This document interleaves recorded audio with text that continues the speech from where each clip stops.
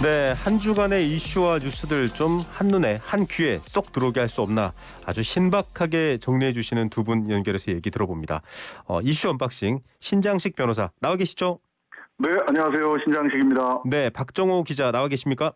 네, 안녕하십니까. 박정호입니다. 네, 자 전화로만 두 분 뵙게 됐는데요. 오늘 말씀 잘 네. 부탁드리겠습니다. 먼저 박 기자님께 여쭤볼게요. 코로나 상황을 봐야 될 텐데 아주 오랜만에 좀 숫자가 뭐 많긴 합니다만 낮아지고 있는 것 같아요. 네, 그렇습니다. 오늘 0시 기준 신규 확진자 674명 발생했는데요. 네, 어제보다 200명가량 줄어들면서 네. 나흘 연속 1000명 아래를 이어갔습니다. 네, 신규 확진자가 674명인데 이 가운데 지역 발생이 633명, 해외 네. 예비 41명입니다. 네네, 확진자가 나온 지역을 보면 경기 236명, 네. 서울 186명, 인천 30명, 그러니까 수도권이 452명으로 아직까지 수도권 확진자가 많고요. 네, 지금 보면 말씀하신 대로 이 정부 입장에서는 최근 한 주간 네. 국내 지역 발생 환자 수가 700명대 수준으로 낮아졌다. 그러니까 네. 정점을 지나 감소하는 단계다. 조심스럽게 판단하고 있어요. 네. 그러면서도 지금 겨울철이라는 계절적 요인 네네. 이게 좀 여전하고 네. 변이 바이러스 영국발, 그렇죠. 남아공발 확진자들이 네. 계속 나오고 있어서 긴장의 끈을 풀기에는 조심스럽다라고 설명하고 있고 네. 특히 수도권의 병원과 쇼핑센터, 요양원, 직장 같은 네. 일상적 공간을 네네. 감염 고리로 한 그런 사례들 많이 나오고 있고 네. 수도권 외 지역에서는 특히 종교시설 확진자들이 많이 나오고 있어서요. 맞습니다. 네. 당국이 긴장을 하고 있습니다. 예, 뭐 감소세지만 긴장의 끈을 놓을 수 없다 이렇게 정리가 되고요. 네. 신장식 변호사님 지금 많은 국민들이 고통 분담하면서 좀 견디고 있는데 유난히 그 고통이 좀 불공평하고 힘들다라는 분들이 계세요. 국무총리가 대정부 질에서 눈물까지 보였는데 헬스장 같은 경우도 그렇고요. 이 형평성 논란 어떻게 보십니까? 그러니까 오늘 모든 종목 실내 체육시설에 대한 제한적인 집합금지 해제 조치를 내렸다라고 하는데 실제로는 여전히 아동과 청소년 9명 이하를 대상으로 그렇죠. 한 교습의 형태, 네네. 한 교습 시간 안에 9명 이상은 안 된다. 이제 이렇게 네. 얘기가 돼 있는데 실제로 헬스클럽 같은 경우 네. 중고등학생들이나 아동 청소년들은 한 헬스클럽에 뭐 몇 사람 안 된다는 거죠. 손에 꼽을 정도라서 그렇죠. 말로는 해제가 됐다고 하는데 실질적으로 네. 그제 그 죄수복 입고 야 우리한테 너무한 거 아니냐라고 이야기했던 네네. 헬스클럽이나 피트니스 센터 같은 경우 또 뭐 필라테스 네. 이런 경우에는 사실상 집합 제한 조치가 계속 유지되는 거라서 그렇죠. 누구는 되고 누구는 안 되냐. 특히 뭐 커피숍은 안 되는데 옆에 있는 브런치 카페에서는 된단 말이죠. 네. 예, 이런 것 때문에 형평성 논란이 지속될 것으로 보여요. 그래서 네. 조금 더 현장과의 소통을 좀 강화해야 되지 않을까. 정부의 네. 그 조치가 왜 그렇게밖에 안 되는지도 이해는 가지만 네네. 워낙 지금 자영업자들이 어려운 데다가 네. 이게 구체적 기준이 실효성이 있는 기준이냐라고 네. 하는 질문을 던질 수밖에 없는 상황인 것 같습니다. 네, 현장의 목소리를 들어야 된다라는 지적 뭐 많은 분들이 해주시는데 신 변호사님께서도 정리해 주셨고요. 형평성 문제가 이 방역뿐만 아니라 재난지원금에서도 사실은 나올 법합니다. 그런데 아직 뭐 4차는 논의 중인 거고 3차 재난지원금은 1, 2차에 준해서 받나요? 어떻게 받을 수 있을까요, 박 기자님? 네, 정부가 지난 6일에 3차 재난지원금, 그러니까 구체적으로 보면 소상공인 버팀목 자금과 긴급고용 안전지원금 사업 공고를 냈습니다. 네. 보면 소상공인 버팀목 자금 이걸 좀 살펴보면요. 정부의 방역 지침에 따른 집합 금지 업종, 네. 제한 업종과 전년 대비 지난해 매출이 감소한 연매출 4억 원 이하 소상공인 총 280만 명의 지원금을 지급하는 사업입니다. 네. 집합 금지 업종에는 300만 원, 집합 제한에는 200만 원, 일반 업종에는 100만 원을 주고요. 네. 또 이 특고 프리랜서 긴급고용 안전지원금은 코로나19 장기화로 소득이 감소한 뭐 화물차 기사나 네. 학습지 교사 같은 특수고용직 종사자 네. 그리고 프리랜서 70만 명 등이 대상입니다. 네. 이게 지난번에 지급받았던 사람은 50만 원, 네. 신규 지원자는 100만 원을 지급하는 사업인데요. 정부는 기존의 소상공인 이 특고 지원금을 받은 계층의 지원금을 우선 지급하고 이후에 신규 지원에 나서겠다 네. 입장을 보이고 있어요.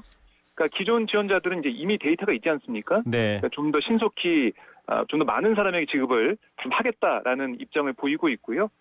지원금을 받을 의사가 있는 사람은 네. 온라인상에서 간단한 신청 절차를 마치면 11일부터 네. 그러니까 다음 주 월요일부터 15일 사이에 지급이 시작이 됩니다. 네. 정부는 늦어도 설 명절 전에는 이 기지원자에 대한 지급을 마친다 이런 입장을 보이고 있고요. 네. 특히 눈에 띄는 게 이번에 방문 돌봄 서비스 종사자 네. 9만 명의 생계지원금 네. 50만 원을 지원하는 프로그램을 새로 만들었습니다. 네. 그러니까 용역과 파견업체에 소속된 근로자 가운데 네. 코로나19로 일거리가 줄어서 생계가 어려운 사람들을 지원하겠다. 네. 이런 취지고요. 또한 승객 감소로 소득이 줄어든 법인 택시 기사 8만 명에도 네. 소득 안전 자금 50만 원을 줍니다. 네. 네. 그리고 소상공인들을 좀 보면 이 버팀목 자금 다음 주 월요일에 그 안내 문자를 발송하고요. 그걸 네. 좀 보시면 될 것 같고 이게 온라인 신청을 받고 준비되는 대로 바로 지급을 하니까요. 네. 신청을 서두르시면은 네. 다음 주 월요일부터 바로 받을 수도 있는 상황입니다. 예. 자. 그리고 주의해야 될 게 소상공인 지원금을 받았는데 네네. 지난해 매출이 전년보다 늘었다면 네. 지원금을 반납해야 할 수도 있거든요. 네. 이 부분 좀 봐야 될 것 같고 이 사행성 업종이나 변호사, 회계사, 병원, 약국 같은 전문 직종, 네. 금융, 보험 관련 업종 같은 소상공인 정책자금 융자 제외 업종은 네. 이 버팀목 자금 대상이 아니고요. 네. 사업자 등록을 하지 않은 사업자도 이 자금을 받을 수 없습니다. 네. 그리고 정부의 말 들어보니까 이 자금 신청과 관련해서 정부가 계좌 비밀번호나 네. OTP 번호 같은 거 요구하지 않는데요. 아, 네. 그러니까 이걸 요구하는 문자나 안내가 온다면 네. 피싱 범죄 이럴 가능성이 높으니까 주의해달라 이런 당부를 했습니다. 자, 돌봄 노동자분들도 받으실 수 있고요. 또 법인 택시 기사분들도 지원이 있습니다. 다만 비밀번호를 요구하거나 금융정보 요구하는 건 가짜고 피싱입니다. 그건 사기니까 그렇습니다. 절대로 조심하셔야 되겠습니다. 자, 네. 변호사님, 이 방역수칙과 네네. 관련해서 하나 여쭤볼게요. 지금 구치소 집단 감염 규모가 컸는데 이분들이 네. 국가를 상대로 소송에 나선다고요?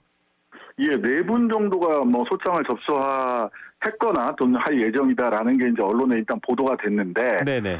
실제로 처음에는 이제 그 뭐 야당 쪽에서도 그렇고 뭐 이렇게 직무유기 내지는 이런 형사처벌의 대상이 되는 거 아니냐라고 네. 하는 얘기도 있었는데 이제 그건 대상이 아닌 것으로 보이고요. 그래서 네네. 이제 민사상 국가를 상대로 해서 손해배상 청구를 한다는 것인데 뭐 네. 청구는 할 수 있어요. 근데 여기에는 이제 법령 위반과 국가의 과실 이게 두 가지가 다 필요하거든요. 네. 근데 이게 사실은 입증은 쉽지 않아 보인다. 네. 이전에 메르스 관련해서 이런 국가를 상대로 한 손해배상, 국가와 병원을 상대로 한 손해배상 네네. 소송이 있었는데요. 1심에서는 일부 손해가 인정이 돼서 네. 배상을 받는 판결이 있었지만 2심에서는 인정이 안 됐거든요. 네. 예를 들면 이 구치소 같은 경우도 뭐 과밀 수용 문제가 국가의 책임이다라고 네. 한다고 하더라도 최초 확진자가 나온 다음에 네. 적절한 격리 조치 통해서 전파 가능성 차단하는 데 있어서 공무원의 과실이 명백하게 인정될 거냐. 네. 그다음에 뭐 코호트 격리 필요성이 있었느냐. 뭐 네. 이런 등등으로 구체적으로 국가의 과실을 입증하는 것은 쉬워 보이지는 않습니다. 하지만 충분히 또 법정에서는 이를 두고 네. 한번 주장하고 따져볼 수는 있겠다. 그리고 이런 과정을 통해서 실제 손해가 인정되거나 또는 인정되지 않는다고 하더라도 네. 국가의 책임을 한번 법정에서 어디까지 이런 전염병 이런 팬데믹 상황에서 국가의 책임을 어디까지 인정해야 되는가 또 국가의 책임과 의무가 어디까지인가는 한번 법정에서 따져볼 수 있는 좀 의미 있는 소송이 될 수도 있겠다 싶긴 합니다. 예, 알겠습니다. 이 자체로 좀 책임의 역할까지 확인해 볼 수 있겠네요. 일본 정부 일본에 대한 위안부 피해자들 1억씩 지급 판결 소식이 들어왔네요. 자세한 내용 좀 알려주시죠, 박 기자님. 네, 서울중앙지법 민사합의 34부는 고 배춘희 할머니형 위안부 피해자 12명이 일본 정부를 상대로 제기한 손해배상 청구 소송에서 네, 원고들에게 1인당 1억 원을 지급하라 이렇게 원고 승소로 판결을 했습니다. 네, 이 재판부 얘기를 들어보면 증거와 각종 자료, 변론의 취지를 종합해 볼 때 피고의 불법 행위가 인정된다면서 네, 원고들은 상상하기 힘든 극심한 정신적, 육체적 고통에 시달린 것으로 보이며 피해를 배상받지도 못했다라고 네. 지적을 했습니다. 네, 네, 그러면서 위자료 액수는 원고들이 청구한 1인당 1억 원 이상이라고 보는 게 타당하다고 판단돼 청구를 모두 받아들인다라고 설명을 했습니다. 네. 자, 그런데 이제 일본 정부를 상대이기 때문에 주권 면제 얘기가 계속 나왔거든요. 신 변호사님 이것 좀 설명해 주시죠. 예, 주권 면제 원칙이라는 게 그러니까 한 국가의 법원이 그러니까 대한민국 법원이 네, 다른 국가 즉 일본 국을 상대로 그 소송 당사자로 삼아서 재판할 수 없다라고 하는 국제관습법이에요. 네, 그러다 보니까 이걸 근거로 해서 일본 정부는 그동안 네, 소송 참여 이 재판 참여 자체를 거부하면서 소송 네. 성립될 수 없다. 피해자들 청구 각하해야 된다 하면서 네. 아예 소장 접수 자체를 거부해 왔습니다. 네네. 근데 이것에 대해서 이 사건 행위 이 법원 같은 경우 일본국에 의해서 계획적 조직적으로 광범위하게 자행된 반인도적 범죄 행위다. 네. 따라서 이런 반인도적 범죄 행위에 대해서는 국제 강행규범 위반한 거라서 네. 주권적 행위라고 하더라도 일본 국이 당사자라고 하더라도 네. 대한민국 법원에서 재판할 수 있다. 네. 라고 얘기를 했어요. 이것이 또 우리 한국 헌법이 우리나라 헌법이 보장하고 있는 네. 재판받을 수 있는 권리라고 네. 하는 기본권을 보장하기 위해서도 필요한 상황이다라고 얘기를 해서 사실 그 소송 그 대리를 했던 변호사님들하고 이제 네네. 얘기를 해보면 주권 면제 원칙을 넘어설 수 있느냐가 가장 큰 문제였는데 그렇죠. 이번 법원에서 주권 면제 원칙의 예외, 즉 네. 반인도적 범죄에 대해서는 주권 면제 원칙을 예외로 인정해야 된다라고 정확하게 정리를 했기 때문에 네. 이후 비슷한 그 소송에서도 이번 판결이 전부 다 원용이 되지 않을까라는 기대를 해볼 수 있을 것 같습니다. 네. 가해는 일본, 우리 국민의 피해에 대해서 주권 면제 예외할 수 있다라고 했다고 하는데 변호사님 그러면 네. 배상금이나 뭐 강제 집행 이런 것도 좀 받아야 될 텐데 가능한 건가요? 이게 이론상으로는 네네. 한국에 있는 이전에 이제 징용공 판결 네네. 에서도 나왔던 것처럼 그 한국에 있는 일본 정부의 재산에 대해서 네. 압류 내지는 환가 즉 그 경매를 붙일 수가 있어요. 또는 네. 현금이 있으면 현금에 대해서 압류를 할 수도 있겠죠. 네. 근데 요거는 법리상의 문제라기보다는 네네. 징용공 판결이 나고 거기에서는 환가하는 작업까지 실제로 들어갔었거든요. 그렇죠. 근데 실제로 집행을 할 거냐는 사실은 한일 관계의 문제, 네. 정치적인 문제, 매우 국제 정치적인 문제다 이렇게 봐야 될 것 같습니다. 예, 알겠습니다. 그리고 지금 이제 선거가 앞두고 있습니다. 이 보궐선거가 있고 내년에는 대선이 있는 상황인데 정치인들이 사실 예능 프로에 나와서 좀 호감을 많이 얻어가는 게 뭐 가까운 일이 아니라 아주 오래전부터 있었던 일인데 최근에도 네. 그런 분들 많다고요, 박 기자님? 네, 그렇습니다. 뭐 어떻게 보면은 여러 정치인들이 예능에 네. 나와서 시청자들의 관심을 끌었죠. 네. 뭐 몇 년 사이에 좀 보면 이재명 경기지사 네, 맞아요. 반천 연예계 출연했었고 또 원희룡 제주지사의 모습도 보였고요. 또뭐 오세훈 전 시장의 모습도 보였고 네. 여러 정치인들이 등장을 했고 최근에는 나경원 네. 전 의원이 등장했고 또 이번 주에 그 다음 주에는 박영선 장관도 등장한다. 뭐 이렇게 좀 알려지고 있습니다. 네. 자, 이렇게 이 유력한 정치인들이 좀 많이 나오고 있는데 이 예능 프로그램에 이렇게 나와서 사실은 뭐 본인에 대한 뭐랄까 일종의 PR을 하는 건데 이건 선거법이랑 관계 없나요, 신 변호사님? 예. 그 선거방송 심의에 관한 특별 규정에 따르면 네. 선거일 선거일 전 90일부터 선거일까지 네. 선거법의 규정에 의한 방송 및 TV 토론 방송 제외한 프로그램의 후보자가 출연하거나 또 뭐 음성이 나오거나 영상 등 실질적 출연 효과 주는 내용 방송돼서는 안 된다. 이렇게 네. 돼 있어요. 근데 이제 나경원 의원 같은 경우는 90일 전이란 말이죠. 네. 근데 이제 다음 주 박영선 의원이 출연을 하게 되면 이거는 90일 안쪽으로 들어와요. 네. 근데 보궐선거는 이게 60일입니다. 아. 예, 네. 그래서 박영선 의원이 출연을 하는 것도 선거법상 문제는 안 된다. 네. 일반 선거였다면 90일을 전후해서 이거 나경원 전 의원은 되고 박영선 장관은 안 되는 거 아니야?라고 이제 해석하시는 분들도 계시던데. 네. 근데 이제 이건 보궐선거라서 60일 전까지는 법상 문제가 되지는 않습니다. 예. 사실은 뭐 전직 대통령들도 이런 토크 뭐 무슨 캠프 이런 프로그램에 나온 적이 있거든요. 이 예, 굉장히 그렇죠. 이미지 바꾸는데 용이한 것 같아요, 박 기자님. 최대 수혜자는 사실은 안철수 대표였죠. 그렇죠, 네. 무슨 도사에 나와가지고 그러니까요. 국민적인 인기를 끌었었죠. 네. 네, 뭐 이번에 나경원 전 의원 네. 사실 지난해 원내대표를 하면서 황교안 전 대표와 함께 투쟁에 몰두를 했었잖아요. 네. 그때 뭐 투사 이미지, 전사 이미지를 가지게 됐는데 네. 뭐 이번에 총선에 낙선하면서 정치적 타격을 입었죠. 네. 그리고 여러 가지 의혹도 계속 꼬리를 달고 다녔습니다. 네. 그런데 이번에 관찰 예능 출연으로 뭐 세면 후에 민낯을 공개하고 얼마 남지 않은 화장품을 짜내고 네. 입대를 앞둔 아들을 위해 온라인 카페에 가입하고 네. 또 이 딸에 대해서 여러 가지 애틋한 모습을 보여주고 네. 딸의 드럼 연주에 맞춰 탬버린 치고 이런 모습을 보였거든요. 네네.